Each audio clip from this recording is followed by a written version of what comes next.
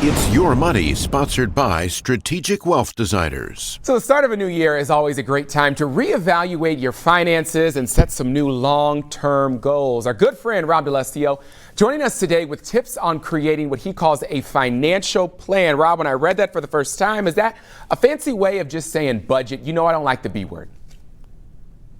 Hey man, good to see you. Well, one of the things you have to do is basically figure out exactly what it is that you're spending every month.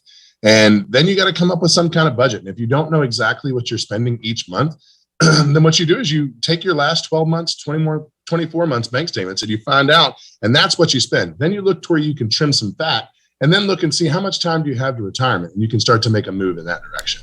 So then, Rob, speaking of retirement, how does a financial plan or a budget have to shift a little bit as people near retirement? Well, as you get closer to retirement, you got to look at things like, one, how much longevity is there in your family? Are you going to work for a long period of time? Is there a pension coming up? Do you have decent Social Security? Do you maybe have younger family members that you have to take care of for a longer period of time? All of these are variables that you need to know about so that you can develop a good financial plan.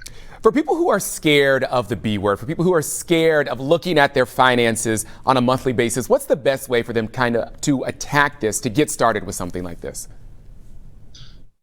Well, it's hard to say, but basically what you do is when you want to know how much safety you need to have in your portfolio, you need to figure out, again, like I said, your time horizon, but we use a very simple rule. We use the rule of 100. You take 100, you subtract your age, and that's about how much money you need to have completely safe from market risk. The remaining portion, you can have all the risk in the world. Again, some variables come into the factor like pensions and Social Security, different things like that. All right, Rob, always a pleasure to see you. Happy New Year to my friend. New Year to you. We will see you again next Tuesday. To learn more about this and other business-related news, go to local12.com/community.